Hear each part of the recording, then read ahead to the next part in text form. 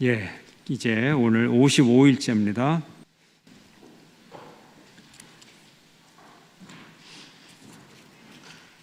자, 이사야서 40장에서 55장까지 말씀입니다. 일반적으로 이사야를 세 부분으로 나눕니다. 1장에서 39장,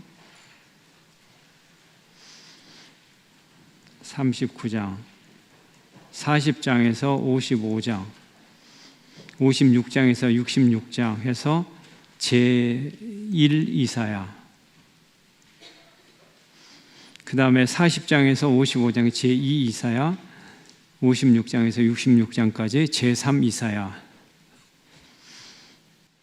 이렇게 부르는데, 이제 원어 연구라든지 또 내용상으로 보면 1장에서 39장, 40장에서 50장, 55장, 56에서 66 정말 확연하게 구별이 됩니다. 내용상. 그래서 이렇게 이사야를 구별하는 거에 어색하지가 않다. 그 다음에 제1 이사야를 보면 이게 이사야, 이제 실제 이사야의 시대를 반영하는 내용은 1절에서 39절 내용이에요. 39장.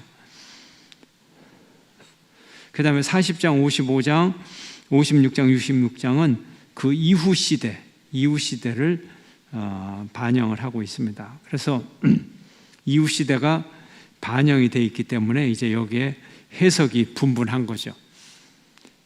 실제 제1 이사야가 이제 제2 이사야, 제3 이사야 환상 중에 꿈을 꾸면서 한 이야기다. 그래서 한 명이 다 썼다. 이렇게도 보기도 하고, 또 1장 39장, 그 다음에 제1 이사야, 제2 이사야, 제3 이사야가 저자가 다르다.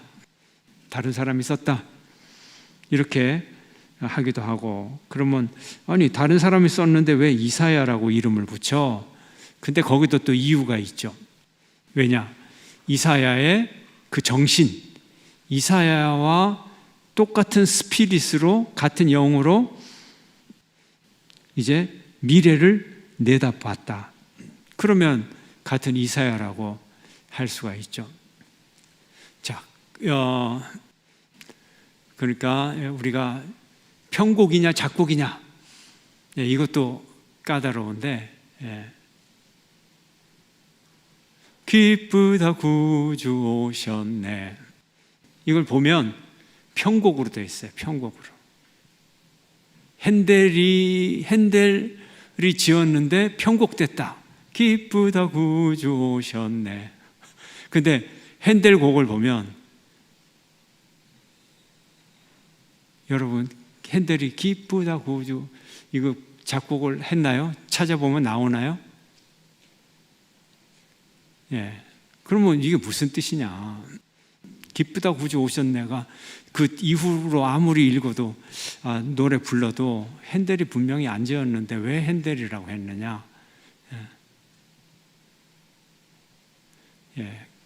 그 핸델의 오라토리오 중에 일부분, 갑자기 기억이 안 나네. 문 열어라 있잖아요. 문 열어라. 문 열어라 어떻게 하죠? 멜로디가? 손 권사님?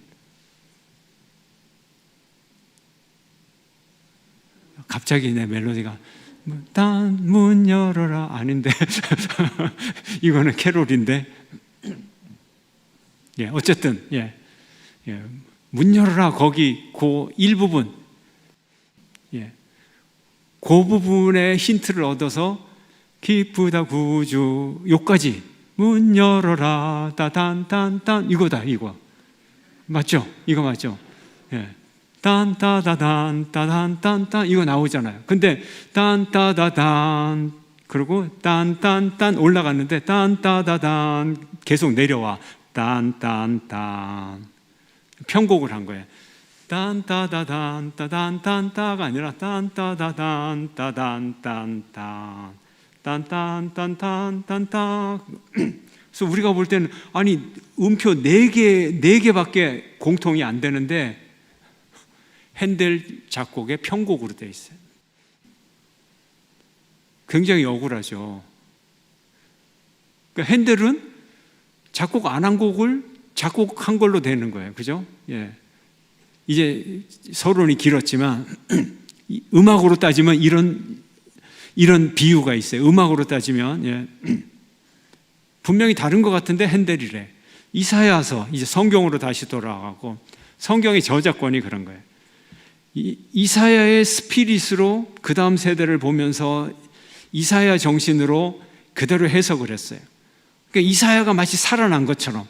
예, 그래서 제가 읽어봐도 1장에서 39장의 그 이사야의 정신이나 40장에서 55장, 56장에서 66장이 이 이사야가 다시 살아나가지고 그 시대를 그대로 이사야의 정신으로 보면 정말 이렇게 썼겠다. 예, 그게 느껴질 정도로 스피릿이 똑같아요. 영감이. 그러면 이사야의 영감으로 그 시대를 보면서 글을 쓰고 희망을 주고 노래를 부르고 했으면 이게 이사야 겁니까? 아니면 그 후대 저자 겁니까? 그 아까 핸델의 작곡이에요? 뒤에 후대 작곡가의 작곡이에요. 근데 우리는 누구의 작곡이라 그래? 핸델 거 편곡했다 그러죠. 이사야서를 그렇게 이해할 수 있다는 거예요. 그러니까 우리 한국 교회는 무조건 역사다. 그리고 뭐 사실이냐 아니냐 막 이것만 가지고 진리냐 아니냐 하는데 이건 굉장히 유치한 거예요. 이건 틀린 거예요, 여러분. 아예 유치한 걸 넘어서 틀렸다. 이 정도까지 여러분이 판단력이 있어야 돼요.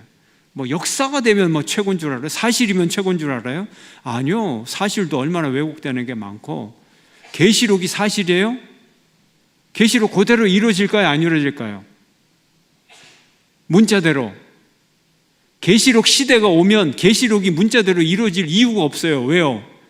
더 새로운 세상이 열리는데 사도 바울이 말했듯이 우주의 체질이 변하고 원자, 분자, 원자, 뭐 소자 이게 다 풀려가지고 완전히 새로운 물질로 되고 우리 육신도 영적인 몸을 입는다 그랬잖아요. 완전히 달라지는데 어떻게 그대로 이루어집니까? 달라지지. 그러니까 사실이라고 하는 역사라고 하는 것만이 진리다. 예, 그런 유치한 데서 좀 벗어났으면 좋겠어요. 예, 그게 사실을 그 신앙을 얼마나 왜곡하는지 몰라요.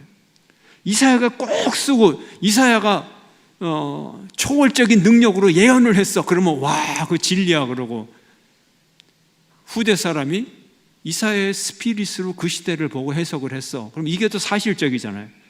이건 아니라 그러고 이건 연구를 통해서 얻은 지식이 아니고 자기 고집으로 그냥 우기는 거예요. 그냥 고집으로 우기는 거예요. 고집으로 우긴다고 될 일은 아니고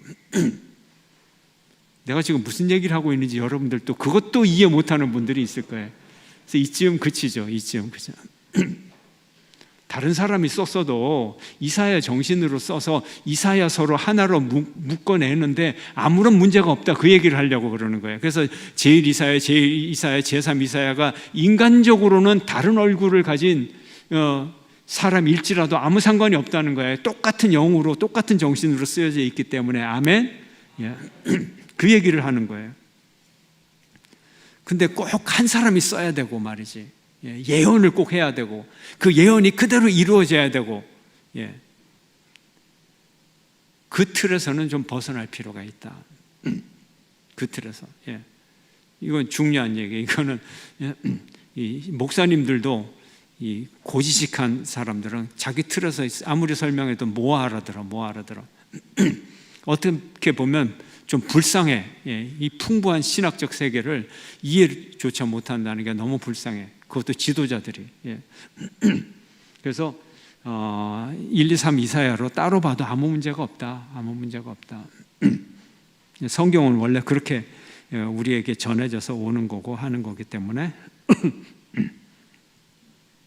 자, 그래서 55일째 이제 40장에서 55장 줄거리. 자, 39장의 장면과 40장의 장면 사이에는 100년 이상의 시간이 흘러갑니다. 100년 이상입니다. 뒤에도 계속 100년, 100년 나오는데 사실은 100년이 아니라 100년의 2배, 거의 200년의 차이가 나죠. 여기서 이제 내용상의 분류인데요. 자, 39장은 어디, 제1 이사야, 제2 이사야, 제3 이사야 중에서 39장은 제1 이사야를 얘기하잖아요. 그러니까 제1 이사야와 제2 이사야 40장 장면이 몇 년 차이가 난다고요? 100년 이상의 세월이 흘렀잖아요. 이거 주목사님도 이렇게 얘기를 하잖아요. 그 이사야가 지금 100년 후에 살아 있어요, 없어요?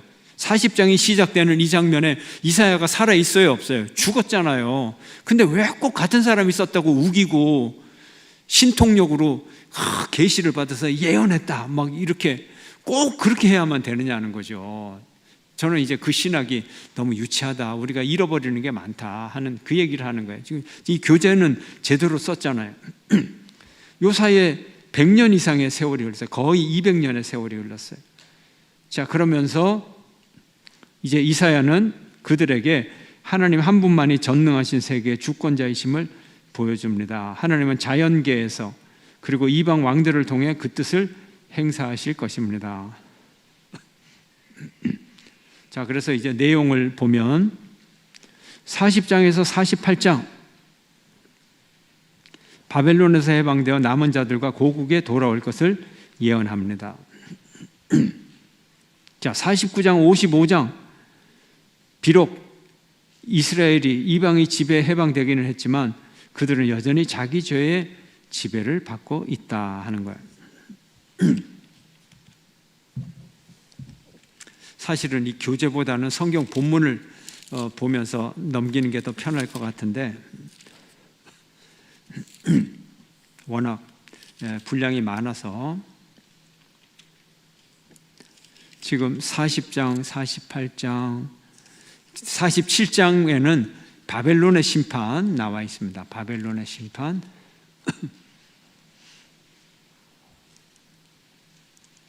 바벨론의 심판. 근데 지금 이사야, 제1 이사야로 따지면 바벨론이 있습니까, 없습니까? 제1 이사야 시대에. 제1 이사야는 북쪽 왕국이 망하던 시절이에요. 북쪽 왕국에 BC 722년에 북쪽 왕국 망하는 그 전후에 이사야가 예언을 했어요. 그러면 이때의 최강자는 어느 나라예요? 아수르. 바벨론은 언제? 남쪽 유다가 망할 때 586년, 135년 후에 바벨론이 부흥하는 거예요. 근데 제1 이사야가 47장에 보면은 처녀딸 바벨론의 심판을 말하고 있어요. 이건 말이 아니죠. 그죠? 인간적으로. 그래서 그 이사야하고 이 이사야하고 다르다는 거죠. 지금 47장이면 제2 이사야, 제1 이사야보다 135년 후반기에 살았던 또 다른 이사야의 전통 속에, 이사야 스피릿이라고도 볼 수 있고 이사야의 전통 속에 있는 또 다른 이사야가 이사야의 이름으로 연장해서 글을 쓰는 거죠. 연장해서. 우리 한국 작곡가 중에 김현준 씨가 있어요. 김현준 씨 돌아가셨는데 김현준 씨가 가장 존경했던 작곡가는 슈베르트. 그리고 스스로 슈베르트 같은 곡을 많이 쓰려고 노력을 했어요. 그래서 주로 반주를 보면 슈베르트 곡을 듣는 듯한 그 멜로디에 반주를 그렇게 넣었는데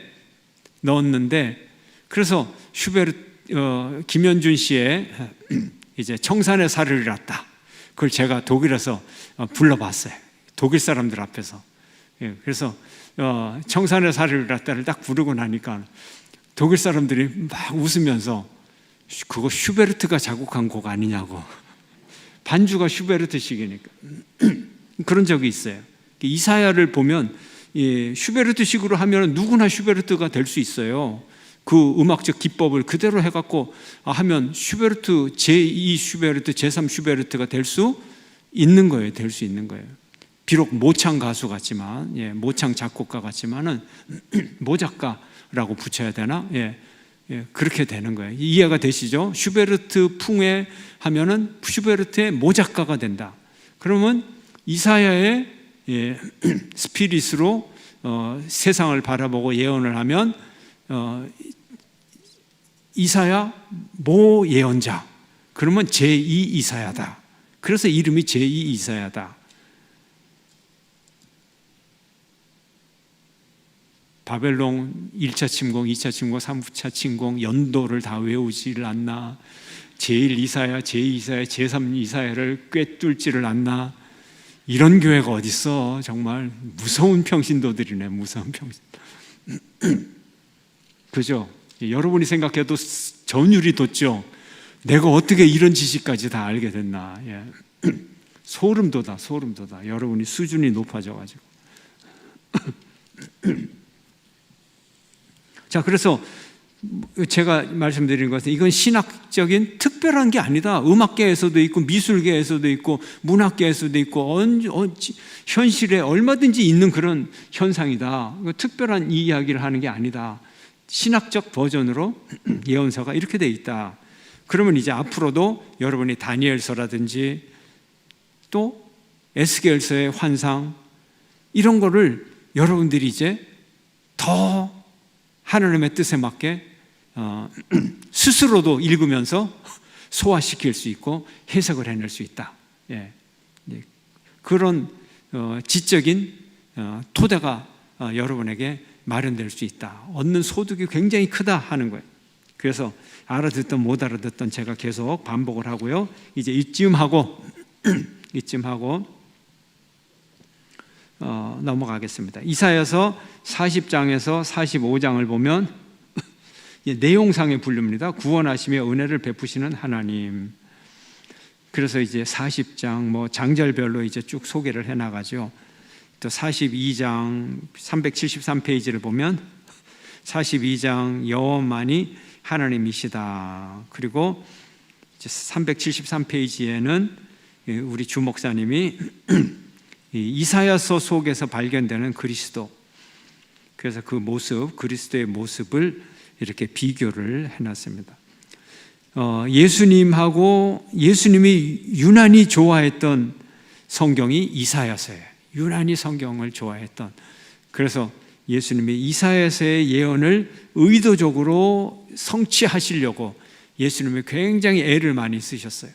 그래서 구약 성경 중에 예수님이 가장 많이 성취하신 내용이 이사야서다. 그렇게 볼 수 있고요.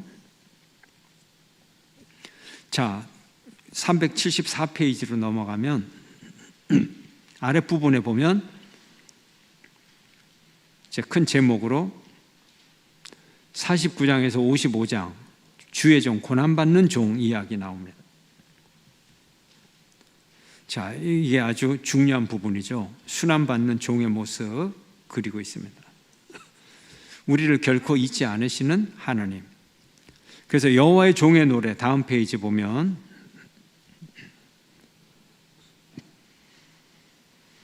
여호와의 종의 노래 해서 49장에서 55장을 하나님의 종의 개념을 잘 보여주고 있습니다. 종의 개념은 세 가지로 볼 수 있어요. 이 부분에서 말씀하는 이스라엘 나라는 여호와의 종입니다. 자, 출애굽기 19장 시내산 계약에서 제사장 나라라는 것은 하나님 나라를 이루는 사역을 감당하는 종, 이런 의미고, 구약에서 여호와의 종은 바로 이스라엘을 가리키고 그들은 고난 가운데서 하나님의 뜻을 이루는 선택된 자들입니다.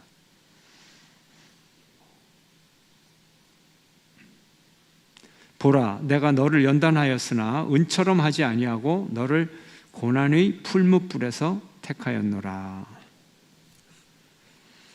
자, 히브리서 2장 18절을 보면 그가 시험을 받아 고난을 당하셨은즉 시험 받는 자들을 능히 도우실 수 있느니라. 고난의 종의 개념은 예수의 제자인 우리들로 이전이 됩니다.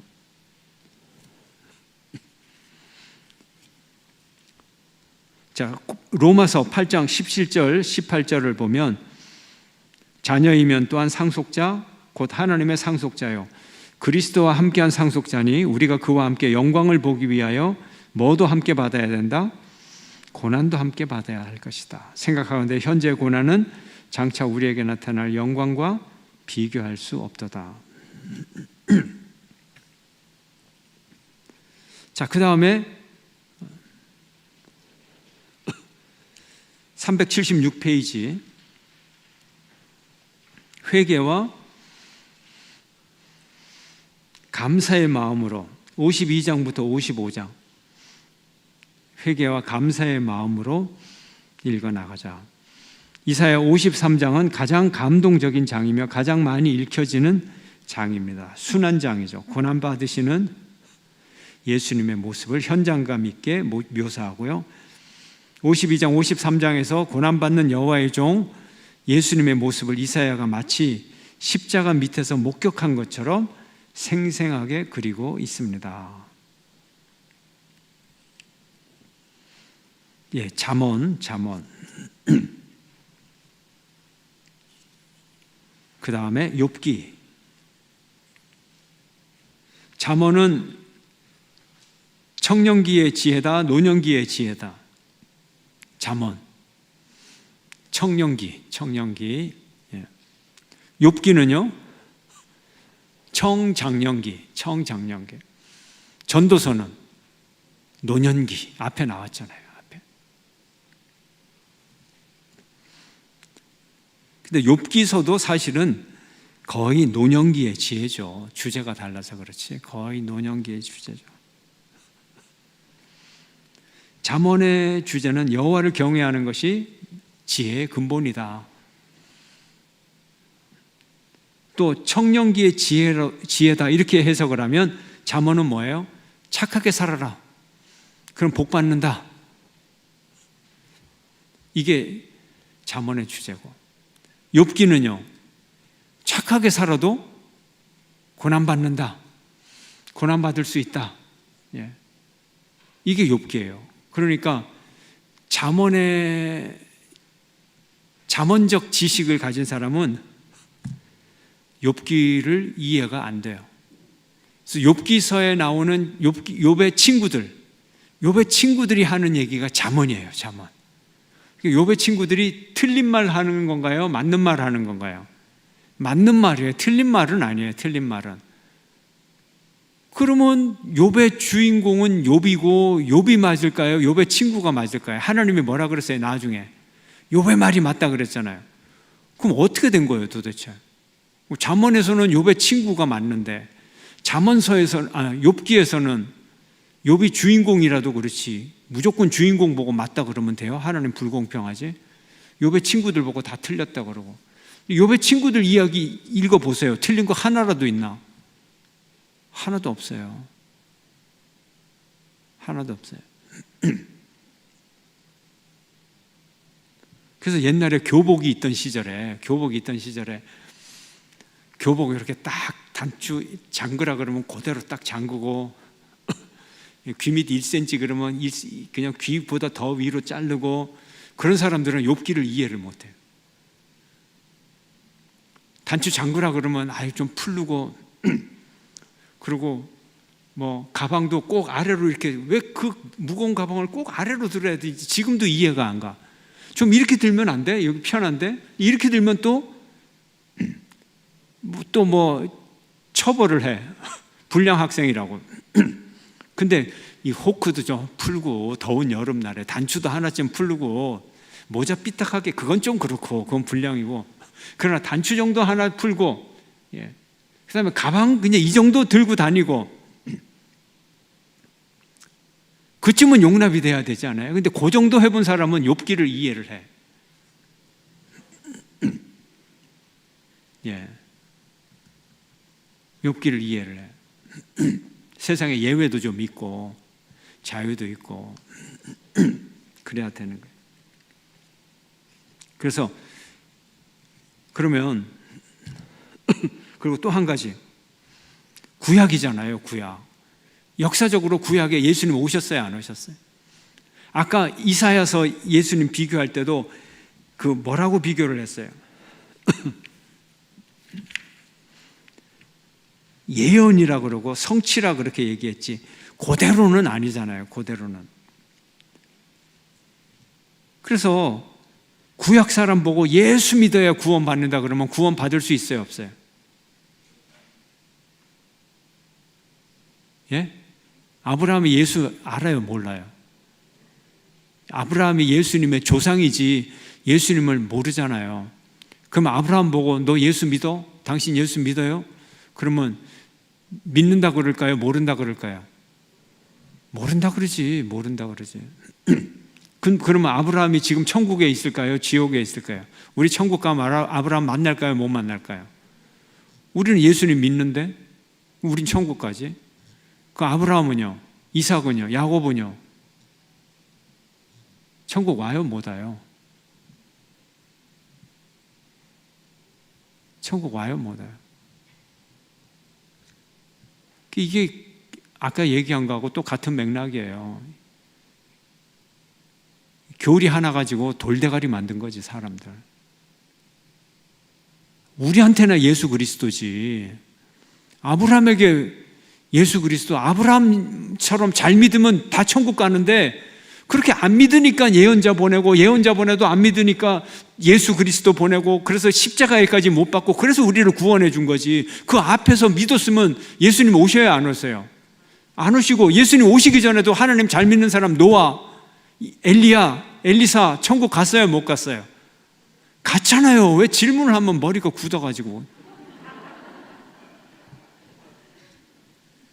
뭔가 홀렸어, 그냥 잘못된 교리에. 이제 이해가 되시죠? 우리가 믿는 거는 우리 시대의 구원의 교리에, 우리는 예수님이 이미 오셨기 때문에, 십자가에 못 박혔기 때문에 예수를 믿어서 구원 받는다고 하는 거지. 이걸 막 아무데나 막 적용시키고 막 아브라함이 어떻고 그러면, 그래갖고 골 때리는 사람들은 뭐냐면 아브라함은 자기도 모르게 예수를 믿었어, 또 이렇게 대답을 하네. 거짓말까지 하네. 왜 꼭 예수 이름을 집어넣어야 되느냐고요, 아브라함한테.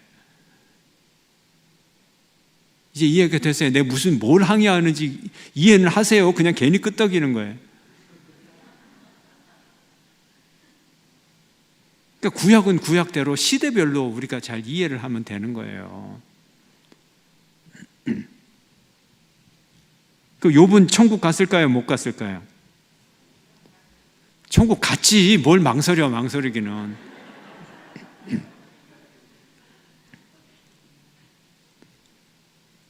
우리 시대에 믿는 진리하고 하나님의 경륜으로 역사 속에서 예언자를 보내고 했기 때문에 예수님이 이사야의 예언을 이루려고 하셨지, 이사야가 인간적으로 예수님을 어떻게 알아요? 이런 구세주가 올 것이다 예언은 했지만 그게 예수님이다, 마리아의 아들이다, 그리고 예수님 얼굴이나 봤어요, 이사야가? 예. 이사야 천국 갔습니다. 예, 천국 갔어요. 그래서 좀 편하게 믿으세요. 성경 읽고 그냥 편하게, 너무 교리적으로 긴장해갖고 막 엉뚱하게 얽매이지 말고 그냥 편하게 성경에서 읽으면서 의인이다 그러면 의인이요. 욥기 하나님이 내가 보기에는 이만한 자가 없어, 의인이야 그러면 그냥 의인인 거지. 욥의 친구들처럼 수상해, 숨겨진 죄가 있을까요? 자 보세요.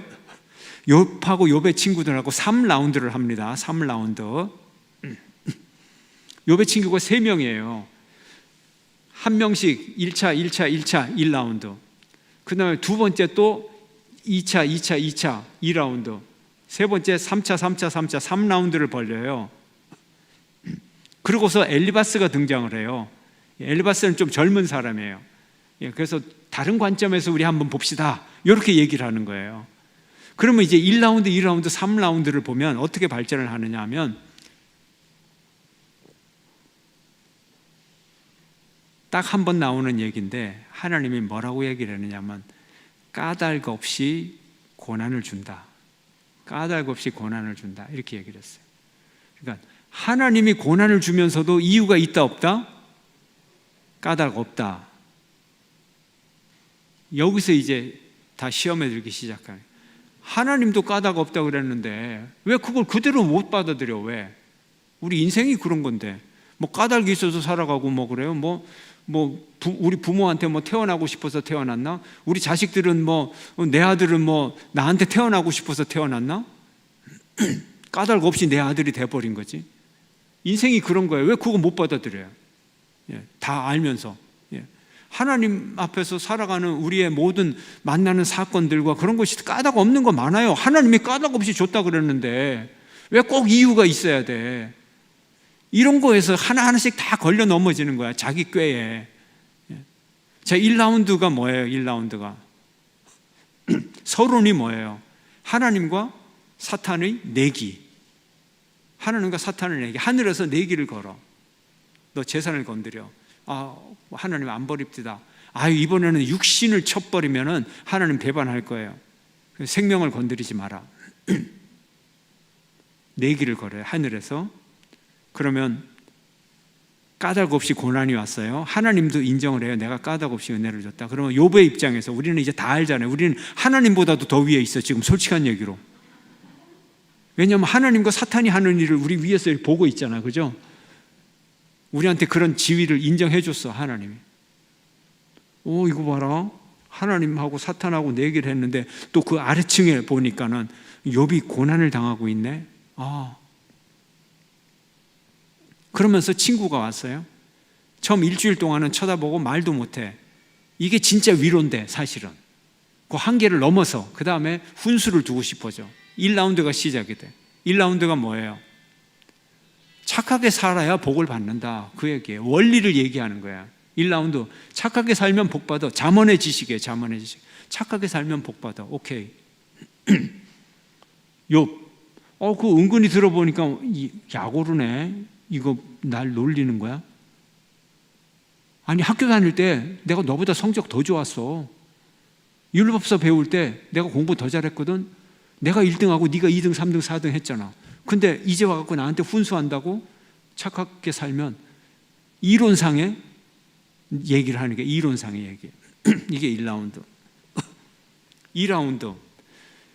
잘 생각해 보셔이. 순교는 죄가 있을지 몰라. 1라운드에서 얘기했잖아요. 하나님이 착한 사람 복 주고 죄 지은 사람 벌 준다. 이 원칙. 사돈 낱말하듯이 편하게 얘기하는 거예요. 2라운드. 너 반성해봐. 1라운드 대화를 해보니까 너 반성하는 기미가 전혀 안 보이네. 너 혹시 죄 있지?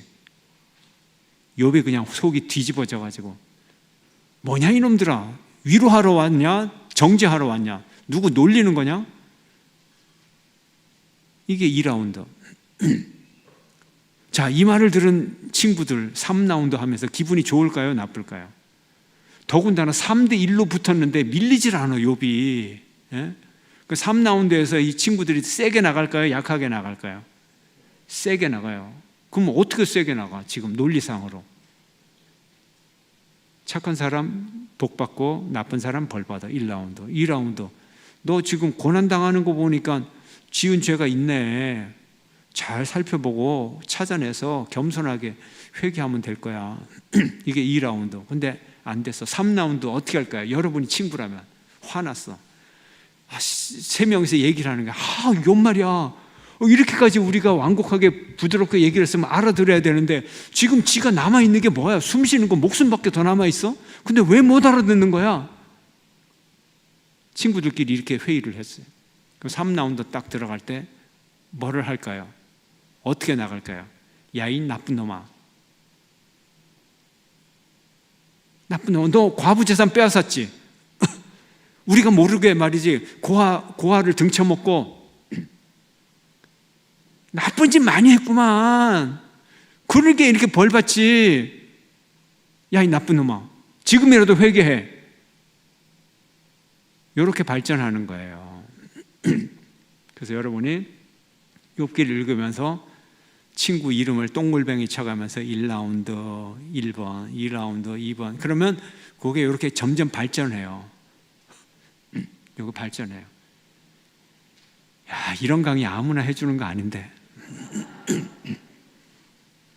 알아들을 사람한테만 해줘요, 제가. 못 알아듣는 사람은 끝까지 못 알아들어요. 근데 대구종합교회는 이해할 것 같아요. 이제 여러분이 읽어보시면 친구들의 논리가 점점 발전해가지고 마지막에는 야, 이 나쁜 놈아 막 이렇게 나가는 거예요. 막 쌍욕을 해대면서 뭐 그게 이제 성경에서 그대로 느껴져요. 1라운드는 점잖아요. 예. 2라운드만 해도 사람 속을 부글부글 긁어놓고 3라운드는 그냥 막 칼로 푹푹 쑤셔.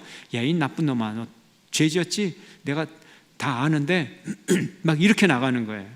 너 때문에 과부의 눈물이 얼마나 흘려졌고 말이지, 막 쫙 나가는 거예요. 그런데 문제는 그냥 인간들끼리 싸우면 그런갑다 한데, 이게 누구 때문에 생긴 문제예요? 하늘의 하나님.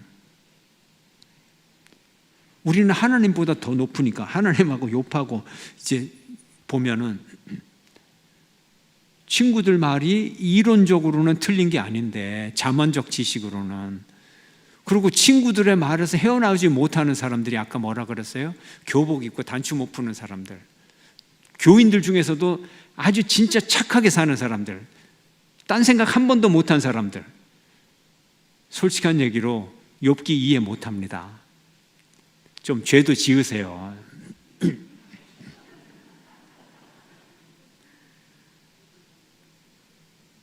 혹시 머리가 나빠서 이해 안 되는 거를 내가 말하는 도덕적이다 이렇게 해갖고 또 도매금으로 넘어가는 사람도 좀 있긴 있지만, 이제 이해가 되세요? 예. 3라운드 이제 되고 4라운드는 엘리바스가 등장하면서 이제 교육학적으로 이제 다른 각도에서 이제 얘기를 합니다. 결론은 어떻게 나요? 결론은 인간의 사이에서 해결이 됩니까? 안 됩니까? 예. 도덕적인 인과율. 욥의 친구들은 도덕적 인과율이에요. 도덕. 그 다음에 인과율. 아니 땐 굴뚝에 연기 나려. 착한 일을 하면 착한 결과, 나쁜 일을 하면 나쁜 결과. 원인이 있고 이유가 있다. 그런데 욥의 고난은 원인과 이유가 있는 게 아니라 하나님이 하늘에서 무엇 없이 까닭 없이 내린 거예요. 우리 답을 알고 있는데, 그러니까 이론상으로는 욥의 친구 말들이 틀린 건 아니지만 상황상으로 우리가 위에서 내려다 보니까는 욥의 친구들이 맞아요, 틀려요? 틀리잖아요. 욥이 맞잖아요. 욥이 맞잖아요. 욥이 억울한데 친구들은 욥을 이해를 못하니까 욥이 막 5만 가지 불경건한 얘기를 다 합니다. 하나님 좀 나타나 보셔. 처음에는 하나님 좀 나타나세요.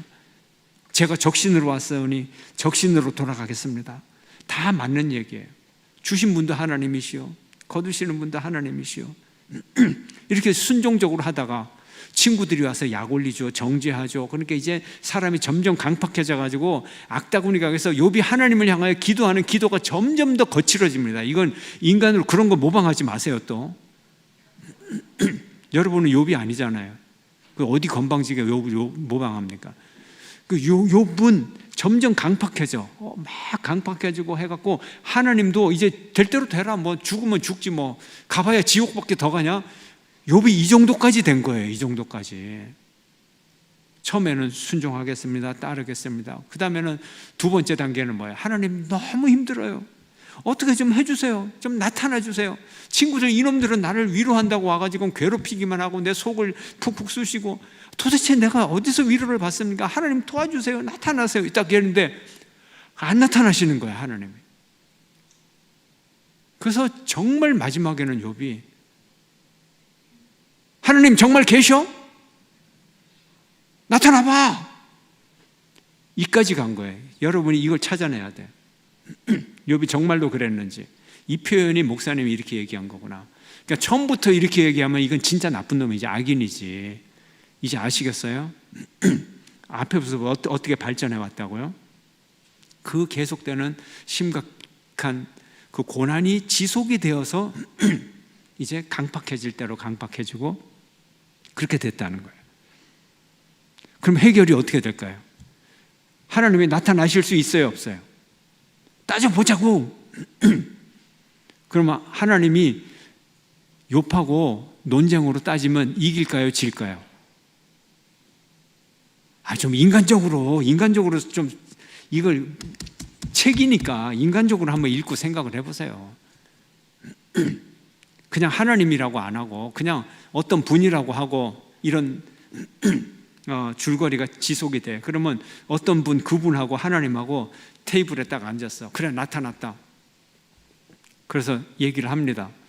누가 이길까요? 욥이 이길까요? 그분이 이길까요? 근데 그분이 할 얘기가 있나요, 없나요? 욥에게 고난을 줬는데 뭐 없이 이유가 있어서 줬어요? 이유가 없이 줬어요? 까닭 없이 고난이 내려왔는데 입이 10개라도 하나님이 하실 말씀이 있나요, 없나요? 없어요. 없어요. 좀 편하게 생각하세요. 이걸 책이라고 생각하고 할 말 없죠. 그럼 어떻게 된 거예요? 하나님도 잘못하시나요? 그러면 이걸 어떻게 이해해야 돼요? 하나님이 도대체 어떤 분이에요? 도덕의 하나님이에요? 그냥 지극히 단순한 인간적인 하나님입니까? 여기서 새로운 근본적인 차원을 얘기하는 거예요. 근본적인 차원. 하나님이 딱 나타나서 여봐, 고생했구나. 미안하다. 내가 정신이 돌았지. 사탄하고 어떻게 내기를 하냐. 너는 여기서 이렇게 고생하고 있는데 내가 내기를 했어. 이유 없이. 미안하다. 그러고 하나님이 욥을 안고 그래, 천국에서 너는 좋은 자리에 가서 상급을 줄 테니까 살자꾸나. 이래야 되는데 이래야 앞뒤가 딱딱 맞잖아요. 권선징악, 그죠? 인과응보, 권선징악. 그런데 이거는 욥의 친구들의 사고방식이지 하나님의 사고방식도 아니고 욥의 사고방식도 아니라는 거예요. 자꾸 질문이 길어지죠. 도대체 어떻게 이해해야 되느냐. 하나님 안 나타나세요. 하나님 나타나면 지는 거야. 무조건 지는 거야. 하나님 이유 없이 왜 나를 고생시킵니까? 그럼 하나님 무슨 말이야? 아까처럼 미안하다고 껴안고 울고 위로해 주는 수밖에 없어. 그럼 어떻게 할까요? 왜 이런 일이 가능할까요? 그럼 제가 질문을 던집니다. 도덕이라고 하는 거 중요하죠. 근데 도덕은 어디서 중요합니까? 이 세상 살아가는 데 중요한 거예요. 이 세상 살아가는. 사람과 사람 사이에서 도덕적으로 잘 살아야 우리가 행복하게 살 수 있죠. 욕망도 서로 조절하고 예의도 갖추고 또 서로 필요한 욕구들이 있잖아요. 인정의 욕구, 사랑의 욕구. 그걸 서로 사랑하고 서로 인정해주고 그러면서 서로 욕구를 충족시켜주고 편하게 살 수 있는 거죠. 근데 이건 어디까지나 사람 사이의 관계예요. 사람 사이의 관계. 하나님과 우리 인간은 같은 종류가 아니죠. 전혀 다르죠. 전혀 달라요. 그래서 예레미야가 무슨 얘기를 합니까? 토기장이 얘기를 하는 거예요. 토기장이. 인격적인 관계가 우선이 아니고 하나님은 창조주로서 우리의 모든 존재의 본질을 초월한 그런 그 하나님이 우리를 창조해서 우리가 만들어졌다는 이게 더 근본적인 거예요. 우리 존재 자체가 더 근본적인 거예요. 그리고 존재가 있어야 그 다음에 뭐 도덕적으로 살아가고 관계를 맺고 사랑하고 뭐 이런 게 필요한 게 인과응보가 있고 권선징악이 있고 그런 거예요. 그 사람이 존재하지도 않고 창조도 안 됐는데 그 안에서 무슨 권선징악, 인과응보, 뭐 도덕율 뭐 이런 게 필요합니까? 필요 없지. 그러니까 하나님과 우리 관계를 사람 사이의 관계처럼 권선징악이나 인과응보, 도덕률 그거는 하나님하고는 차원이 다르다는 거예요. 하나님하고 차원이 달라. 그래서 하나님이 욥에게 나중에 나타나죠. 욥에게 나타나서 도덕률적인 하나님이라 그러면 욥한테 사과하고 위로해주고 해야 되는데 하나님이 딱 나타나셨는데 그 얘기는 전혀 안 하고 야, 너 하늘에 구름 봤어? 구름이 어떻게 습기가 뭉쳐져서 물방울이 되고 내리는 거 아니냐고. 우박이 어떻게 내리는지 알아? 온갖 질문을 다 퍼붓는 거예요. 그 욥이 대답할 수 있는 게 하나도 없어. 너 타조에 대해서는 알고 있냐? 바닷속에 있는 괴물 베헤모트는 알고 있어. 하마가 어떻게, 악어가 어떻게 힘이 센지 너 아냐? 이거 누가 만들었냐? 딴 얘기하고 있어요. 딴 얘기의 의미가 뭐냐는 거죠. 하나님은 우리 인간과 존재적 차원이 다르다. 그래서 여러분이 도덕률에 이렇게 딱, 아까는 그리스도론이라고 하는 거기에 딱 있으면 바보가 될 수도 있듯이 도덕률에 이렇게 딱 고정이 되면 이해가 안 되는 거예요. 좀 편하게 그냥 책으로 읽으면 이해가 돼요. 그게 진리예요. 그리고 너무 빨리 읽지 마시고 분석을 해가면서 읽어요. 지금 이 얘기가 뭐지? 욥기를, 이번에는 제가 욥기를 이렇게 드라마 바이블로 1장부터 42장까지 쭉 읽는데 너무 재밌더라고요. 너무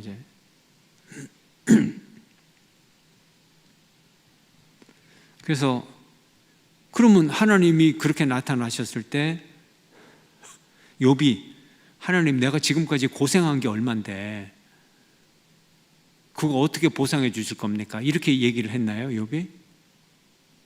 그렇게 얘기를 안 했죠.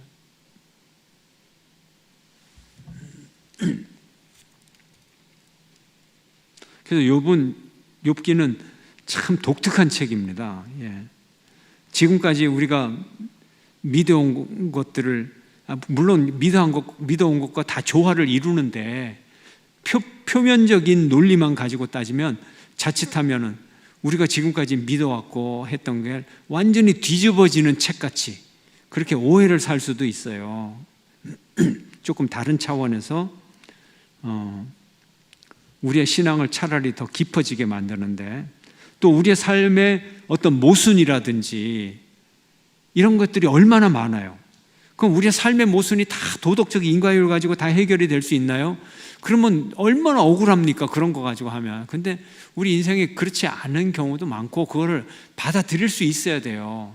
우리 삶에 모순이 있고 죄 없이도 당하는 고난이라든지 억울한 일들, 이런 거를 우리가 좀 받아들일 수도 있어야 우리 스스로가 건강하게 살아가지. 그런 거 하나도 못 받아들이면 정말 막 복수가 일어나고 막 내 속에서 그냥 이 증오심과 이런 데서 전혀 벗어나지 못하고 치유가 아마 안 될걸요. 치유가 안 될걸요.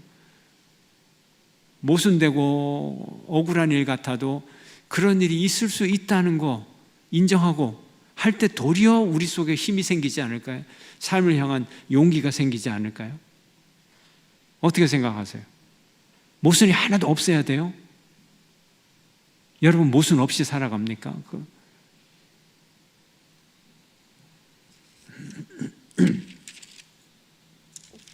자, 그래서 하나님이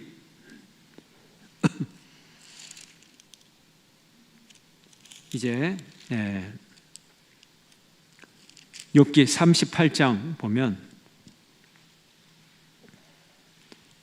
이제 그때 여호와께서 폭풍우 가운데서 욥에게 말씀하여 이르시되, 이제 하나님께서 초월적인 것을 강조하시기 때문에 이제 굳이 폭풍우 가운데 나타나세요. 조용한 세미한 음성 이런 게 아니라, 그래서 뭐라고 얘기합니까? 2절에 무지한 말로 생각을 어둡게 하는 자가 누구냐? 욥이 하는 말을 무지한 자. 3절에 너는 대장부처럼 허리를 묶고 내가 내게 묻는 것을 대답해. 그런데 욥이 하나님을 향하여 대장부처럼 한번 논쟁을 해봅시다 이렇게 했거든요. 그 말을 하나님이 받아가지고 그래 그러면 네가 대장부처럼 내 앞에 한번 나타나봐라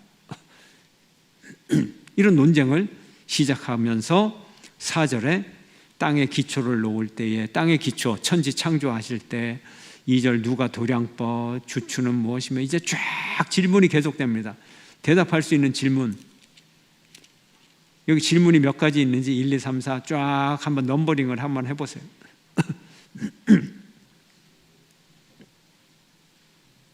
25절, 38장 25절 누가 홍수를 위하여 물길을 터주었으며 우레와 번개길을 내어주었느냐.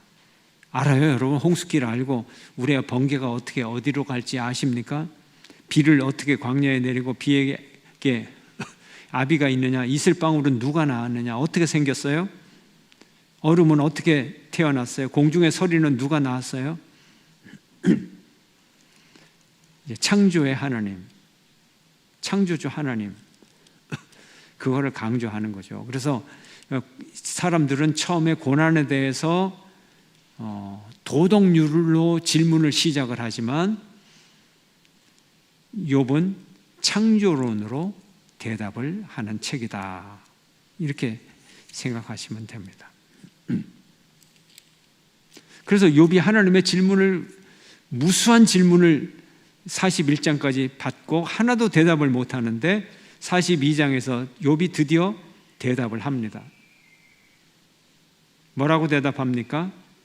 3절에 42장 3절에 무지한 말로 이치를 가리는 자가 누굽니까? 나는 깨닫지도 못한 일을 말하였고 스스로 알 수도 없고 헤아리기도 어려운 일을 말하였나이다. 내가 말한 것을 무슨 말 했는지 모르겠어요. 죄송합니다. 모르는 얘기를 했어요. 5절 내가 죽게 되어 귀로 듣기만 하였사오나 도덕률의 하나님, 인과율의 하나님, 귀로 듣기만 했죠. 이론이죠. 그러나 이제는 눈으로 주를 배웁나이다. 그냥 주님 만나니까, 존재론적으로 만나니까 그거 다 쓸데없는 거예요. 다 쓸데없는 거. 뭐 착하게 살았냐, 뭐 벌 받느냐 안 받느냐, 뭐 하나님 딱 만나면 어떻게 돼요? 예수님 딱 만나면 어떻게 돼요?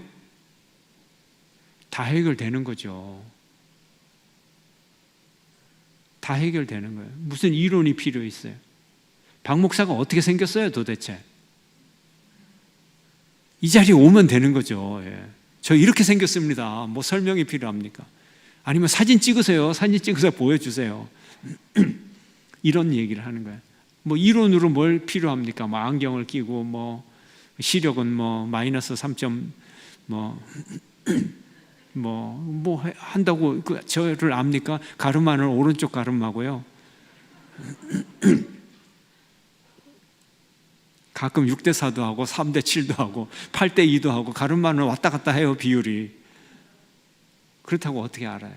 예, 그런 거예요. 하나님 만나면 해결돼요. 예, 신비의 차원, 존재의 차원, 신비의 차원, 더 깊은 차원이 있다. 그럼에도 불구하고 그냥 신비의 차원에서 끝나는 건 분명히 아니다. 분명히 아니다. 또 착하게 사는 것이 그 나쁜 건 아니다. 그래서 나중에 복을 주시잖아요. 그동안에 수고했던, 하나님의 빼앗아갔던 모든 것에 2배의 복을 주세요.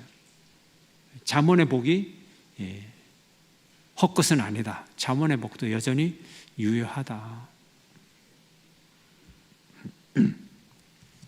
자, 이렇게 욥기, 이게 개념이 중요한데 여러분이 머릿속에 요 개념만 가지시고 이제 혼자 차근히 읽어보시면 아, 목사님 말씀이 이거였구나.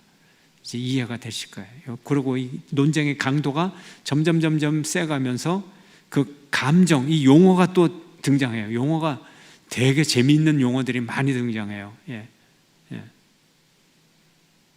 실제로 막 표현을 우리말로 옮기면 뭐 정말 적나라한 표현들이 등장을 합니다. 자, 넘어갈까요?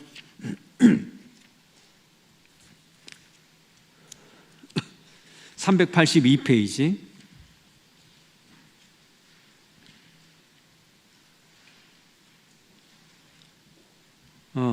여기 제가 설명한 거하고 조금은 달라요. 근데 제가 설명한 것처럼 보는 게 더 성경 본문을 읽으면서 훨씬 가깝게 올 거예요. 여기 본문을 인용을 해놨기 때문에 그 뉘앙스가 살아나질 않는데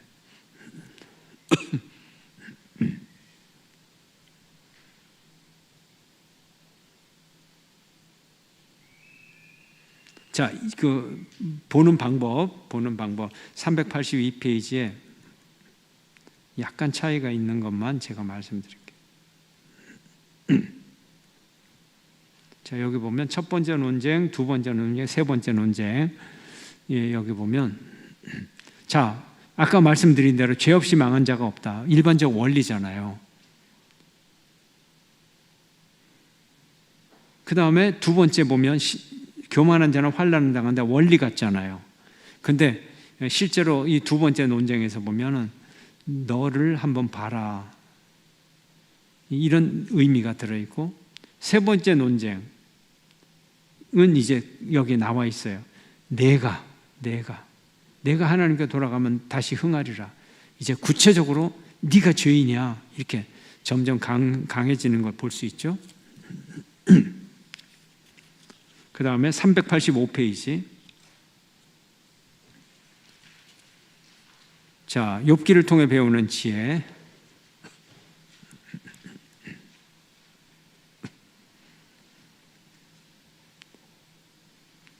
자, 고난이 죄로 인한 형벌일 때가 있습니다. 우리가 표현을 이렇게 해야 돼요.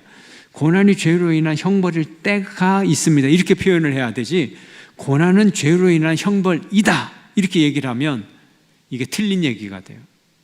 그래서 고난에 관한 일은 워낙 많은 이유가 있고 워낙 많은 결과가 있기 때문에 단정적으로 얘기를 한다든지 고난은 이거다, 첫째, 둘째, 셋째 이렇게 얘기하는 것은 굉장히 경솔한 거예요. 굉장히 경솔하고 유치한 거예요. 그래서 이 표현을 잘했어요. 형벌일 때가 있다. 고난은 왜 생기는 것일까요? 하나님은 욥의 고난에 대해서 침묵하셨잖아요. 그 대신에 뭘 해요? 하나님이 지으신 세상과 그 가운데 행하신 일들을 나열하셨잖아요. 이제 이해가 되시죠? 하나님만이 세상의 이치를 모두 아시는 주권자임을 말씀하셨어요. 결국 하나님은 바로 토기장이와 같다는 말씀입니다. 이제 이유가 들어오죠. 여러분들이 이해가 되실 거예요. 그래서 고난에 대한 유일한 이유, 그 밑에 고난에 대한 이유는 유일한 답이 있어요. 누구라고요? 하나님 자신이에요. 하나님이에요. 하나님은 우리에게 복 주시는 분이다. 하나님은 우리에게 고난을 주시는 분이다. 하나님은 우리에게 복과 고난을 주신다. 1번, 2번, 3번. 몇 번? 3번이라 해야죠. 3번. 하나님은 무조건 우리에게 복만 주시는 거 아니에요. 고난의 유일한 답은 하나님이다 하는 거예요. 그래도 고난의 이유가 하나님인 사람은 의인입니다. 대단히 영광스러운 사람입니다. 고난의 이유가 본인의 죄 때문이라면 얼마나 불쌍합니까? 얼마나 불쌍해요. 그래서 욥이 복된 사람이라는 거죠. 이것이 바로 고난의 신비입니다. 왜 고난이 하나님으로부터 오느냐? 욥과 그 친구들의 문제는 모두 자기 의와 자기 중심적 삶에 충실하며 고난에 대한 하나님의 주권적 측면을 보지 못한 것입니다. 그래서 욥을 부단히 죄인으로 몰아야 했던 거죠. 자, 성문서가 나오는데요. 387페이지를 보면 자, 욥기에 대해서 간략하게 나와 있죠. 또 시편, 욥기, 시편, 잠언, 전도서, 아가서 5개를 성문서라고 합니다. 성문서. 자, 이제 59일째 388면 포로 귀환 시대. 우리 포로로 잡혀간 거 1차, 2차, 3차 다 외워버렸는데 마지막 해에 요시야가 죽는 해가 BC 609년, 이해 여호아스가 3개월 동안 왕되고 여호야김이 왕되고 격동의 시간이었죠. 그리고 4년 후에 BC 605년에 바벨론의 몇 차 침공? 이거 외우라 그랬죠? 1차 침공. 2차 침공은 언제? BC 597년. 597년.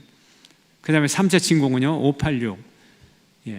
그러면서 이제 587, 2차 침공 때 여호야김이 폐위되고 여호야긴이 3달 10일 동안 왕이 됐다가 시드기야가 왕이 되고 한 해 동안 일어난 일이 많죠. BC 609년하고 BC 507년은 일어난 일이 많아요.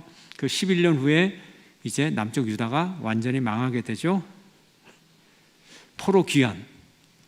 아직 그 3차밖에 안 되는데 외워버릴까?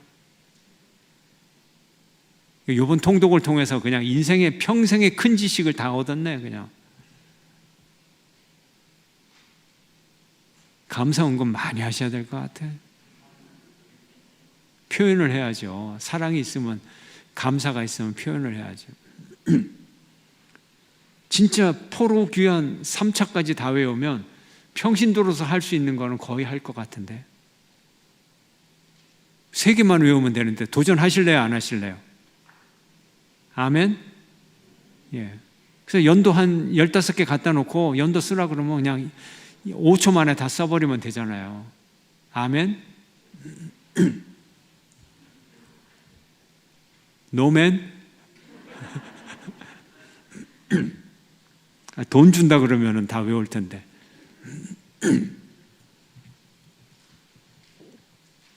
자, BC 538년 1차 귀환, 스룹바벨 인도. BC 538년 1차 스룹바벨. 자, 2차 귀환, BC 458년 에스라 인도. 3차 귀환, BC 445년 느헤미야 인도. 자, 그러면 1차 귀환에서 2차 귀환 몇 년 차이죠?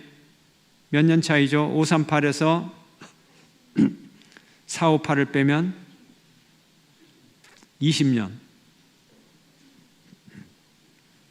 그 다음에 아니지 20년이 아니지 80년. 그죠? 80년. 그 다음에 2차에서 3차 차이는 13년. 예.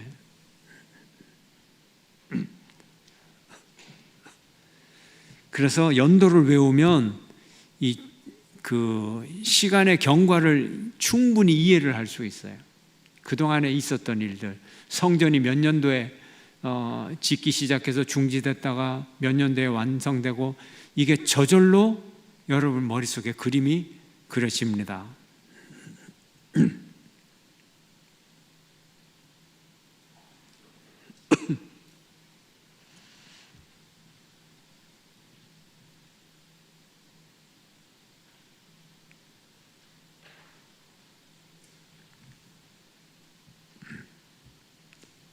자, 그러면 저기 한눈에 보기 59일 포로귀환 시대, 여기 스룹바벨 인도하여 1차 귀환, 에스라 인도 2차 귀환, 느헤미야 3차 귀환. 학교 스가랴가 등장을 하죠. 학교 스가랴. 자, 에스라, 느헤미야는 책이 한 권입니다. 59일째 389년. 자, 1차, 2차 귀환 지도자 이름 제가 말씀드렸고, 390페이지 에스라서, 에스라와 느헤미야 합본으로 한 권의 책이었는데 나중에 갈라졌습니다. 나눴습니다. 391페이지를 보면 이제 포로 후기의 상황에 대해서 연도를 자세하게 기록하고 있습니다. 가운데 부분 연두색을 보면 스룹바벨 536년에 귀환을 해서, 그 다음에 1차 귀환이 538년, 2차 귀환 까만 글씨로 써져 있죠. 박스, 에스라의 귀환 458년. 그 다음에 3차 귀환 445년. 그래서 거리가 멀게 돼 있잖아요. 그럼 가운데 부분 한번 보여요. 가운데 부분 하얀 부분.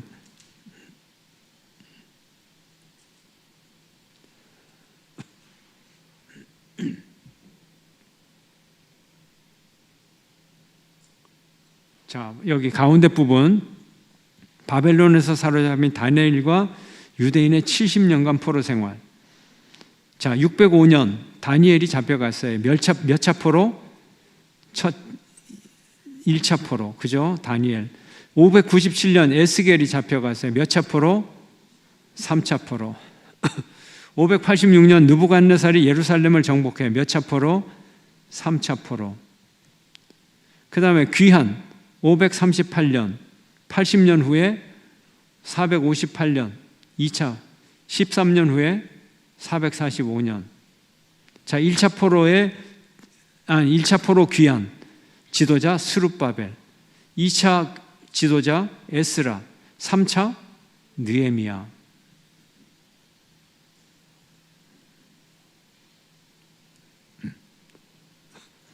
자, 성전.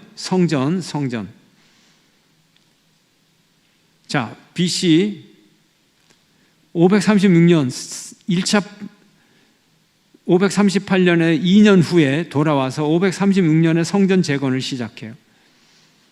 그러다가 520년도에까지 성전이 중단이 돼요. 중단.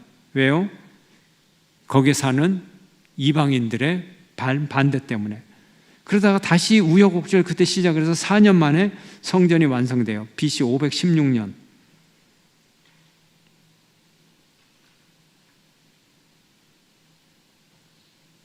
성경 본문에 뭐 이런 연도가 중요하냐 그러는데, 이제 연도를 알고 성경 본문을 읽으면 이제 더 정확하게 들어옵니다. 예. 그래서 여러분들이 이 통통을 보면 연도가 써져 있잖아요.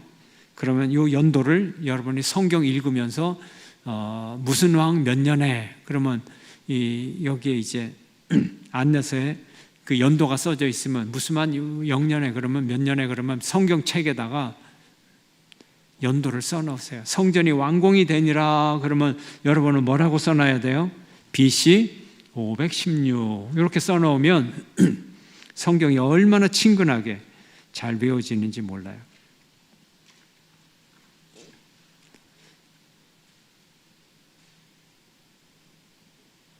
자, 책이 언제 쓰여졌나? 에스라서는 언제 쓰여졌어요? 1장에서 6장. 스룹바벨 예언하던 스룹바벨이 성전을 짓던 그 시대에. 그 다음에 에스더서가 가운데 있고요. 그 다음에 느헤미야서가 뒷부분입니다. 느헤미야서 뒷부분. 왜요? 3차 느헤미야가 돌아와야 뭐 내용이 있죠. 그래서 3차 느헤미야서 하면 됩니다.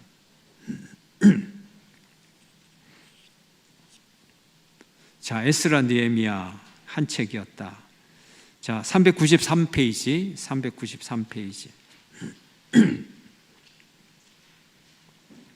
에스라서를 통한 영적 회복이 6단계. 고향으로 돌아가다. 다음 페이지. 제단을 건축하라, 재건축하라. 새 성전의 시작. 새 제단을 쌓고 예배가 회복되기를 예배를 회복한다. 네 번째, 역경을 만나다.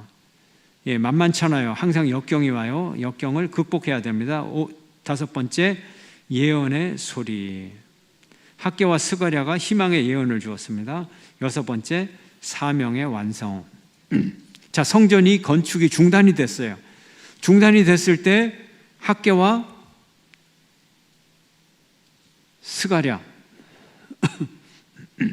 학개와 스가랴의 예언이 시작이 됩니다. 520년도에 학개와 스가랴가 예언을 시작하면서 이래서는 안 되지, 우리가 성전을 짓자. 그래서 다시 520년에 성전을 새로 짓기 시작해서 4년 만에 516년에 완성이 되죠. 그러면 학개를 한번 펴보세요. 그리고 오늘 우리 교재는 날짜까지 적혀 있는데, 구약 맨 뒷부분 학개, 스가랴, 말라기 할 때 학개, 스가랴, 말라기 뒤에 한번 펴보세요.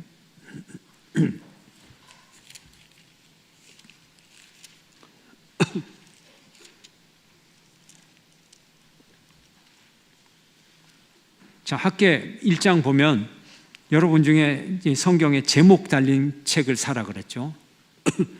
제 책에는 제목을 붙여놨어요. 성전을 건축하라는 여호와의 말씀이다. 그 다음에 12절 앞에 보면 성전 건축을 격려하다, 이런 제목들이 붙여 있는데, 여러분이 통독을 하면서 꼭 제목을 읽고 꼭 본문을 읽으시기를 바랍니다. 자, 그래서 학개가 있고 스가랴는 많은 환상을 가지고 회복된 성전에 대해서 계시를 했는데, 다시 학계로 돌아가서 저는 앞에 읽으면서 가장 자극적인 문장이 하나가 눈에 탁 들어왔어요. 1장 1절부터 쭉 읽어가는데 2절에 보면 만군의 여호와가 이같이 말하여 이르노라. 이 백성이 말하기를 여호와의 전을 건축할 시기가 이르지 아니하였다 하느니라. 이 백성이 말하기를 건축할 때가 아니야, 이런 말을 한다는 거예요. 어디 이따위 소리가 있어? 지금 이 얘기를 하려고 하는 거예요. 여호와의 말씀이 선지자 학개에게 임하여 이르시되 그때가 아니다 하는 거죠. 4절 함께 읽습니다. 학개 1장 4절 시작. 이 성전이 황폐하였거늘 이때 판벽한 집에 거주하는 것이 옳으냐. 여기 판벽한 집이 뭐예요? 판이 뭐냐면 판자, 나무, 벽에다 붙인 거예요.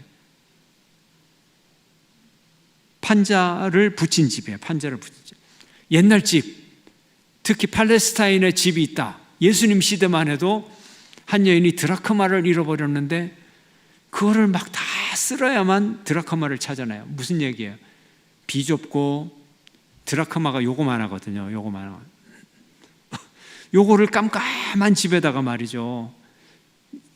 이게 굴러가면 어느 구석에 처박혀 있는지 등잔을 켜도 안 보여요.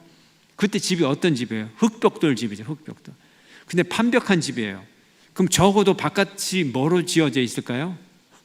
돌로 지어졌든지 벽돌로 지어졌든지 아니면 나무로 지어졌든지, 거기에 판벽한 집에 인테리어를 한 집, 거의 완공 수준이죠. 완공 수준.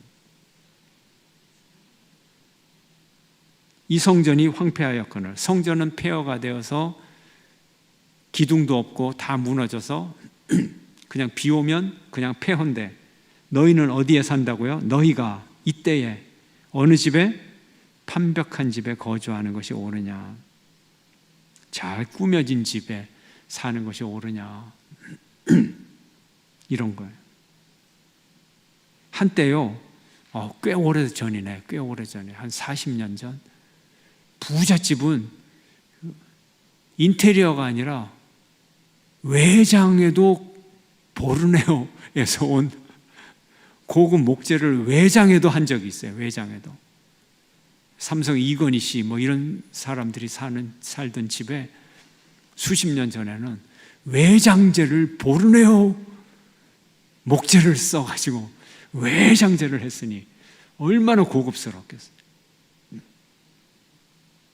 그런데 너희들은 이런 집에 사느냐. 하나님의 성전이 황폐하였거늘.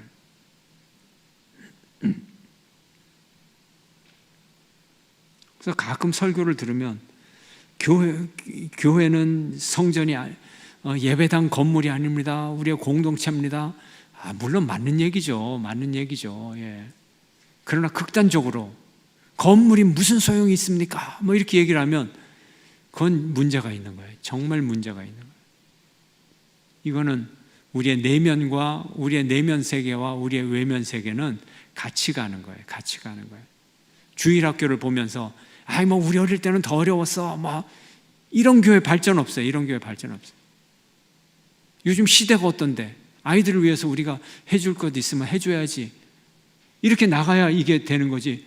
아이들의 영혼은 사랑하는데 우리 뭐 옛날에 6.25 지나고 나서는 판잣집 같은 교회에서도 얼마든지 드렸는데 예배는 신령과 진정으로만 드리면 되는 거지. 무슨 건물이 필요하고.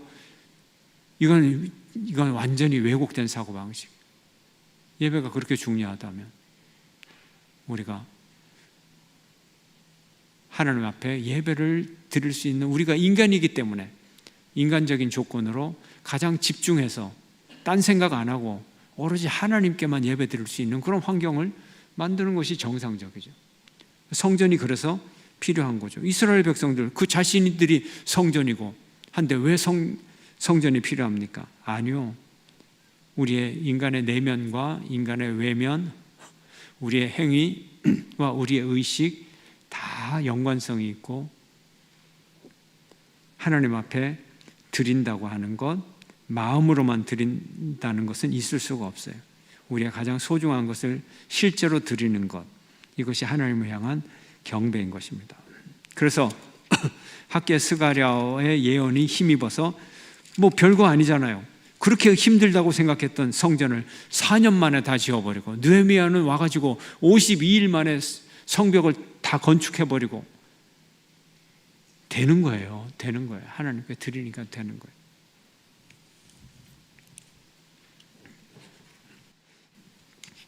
예, 그래서 60일 스가랴는 환상입니다. 그래서 환상도 여러분이 보면서 머릿속에 좀 그림을 그리려고 한번 노력을 해보시면서 이 환상을 가지고 좀 즐기세요.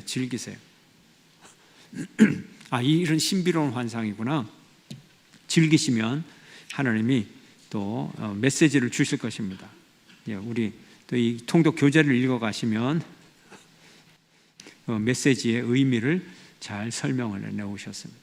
예, 여러분 수고 많이 하셨습니다.